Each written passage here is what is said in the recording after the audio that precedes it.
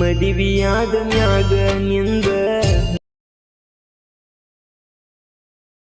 ಒಂಟಿ ಜೀವಂತ ಕೊಂದ ಮೆರವಣಿಗೆ ನೋಡಲಂಗ ಬಂದ ಮದಿವಿ ಫಿಕ್ಸಾತೋ ಇನ್ನು 3-4 ದಿನದಾಗ ಮದಿವಿ ಆಕೈತೋ.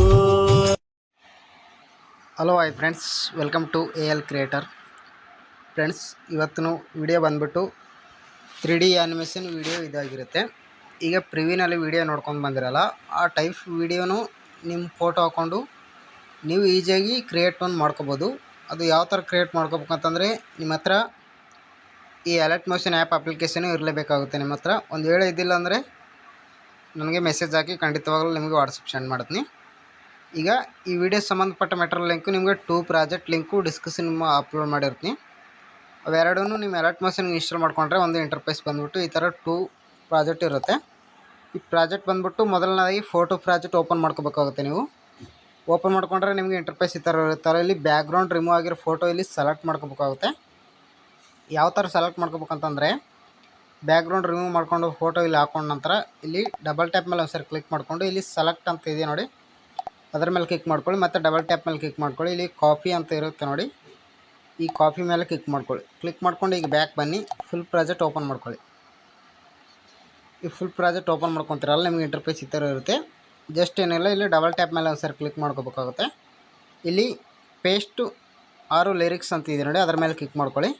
ಕ್ಲಿಕ್ ಮಾಡ್ಕೊಂಡ್ರೆ ನಿಮಗೆ ಇಂಟರ್ಫೇಸ್ ಈ ಥರ ಬಂದಿರುತ್ತೆ. ಜಸ್ಟ್ ಏನಿಲ್ಲ, ಇಲ್ಲಿ ಕ್ಯಾಮ್ರಾ ಐಕನ್ನ ಆನಲ್ಲಿ ಇಟ್ಕೊಳ್ಳಿ. ಆನಲ್ಲಿ ಇಟ್ಕೊಂಡ್ರೆ ನಿಮಗೆ ಇಂಟರ್ಫೇಸ್ ಈ ಥರ ಬಂದಿರುತ್ತೆ.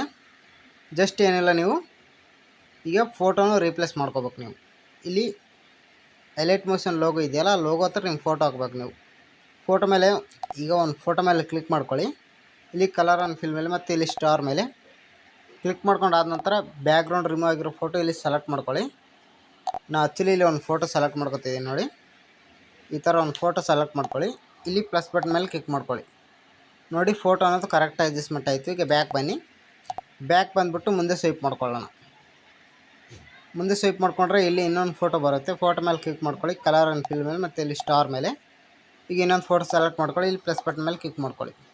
ಈ ಥರ ಕ್ಲಿಕ್ ಮಾಡ್ಕೊಂಡ್ರೆ ನೋಡಿ, ಫೋಟೋ ಬ್ಯಾಕ್ಗ್ರೌಂಡ್ ರಿಮೂವ್ ಆಗಿರೋ ಫೋಟೋ ಕರೆಕ್ಟ್ ಅಡ್ಜಸ್ಟ್ಮೆಂಟ್ ಆಗುತ್ತೆ. ಒಂದು ಸಾರಿ ಪ್ಲೇ ಮಾಡಿ ತೋರಿಸ್ತೀನಿ ನೋಡಿ.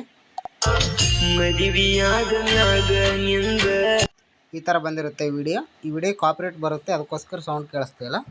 ಇಲ್ಲಿ ಮೇಲ್ಗಡೆ ಕ್ಲಿಕ್ ಮಾಡ್ಕೊಳ್ಳಿ, ಇಲ್ಲಿ ಕೆಳಗಡೆ ಎಕ್ಸ್ಪೋರ್ಟ್ ಅಂತ ಇರುತ್ತೆ ನೋಡಿ, ವಿಡಿಯೋ ಡೌನ್ಲೋಡ್ ಮಾಡ್ಕೊಳ್ಳಿ. ವಿಡಿಯೋ ಇಷ್ಟ ಆದರೆ ಒಂದು ಲೈಕ್ ಮಾಡಿ, ಹಾಗೆ ಸಪೋರ್ಟ್ ಮಾಡಿ ಫ್ರೆಂಡ್ಸ್.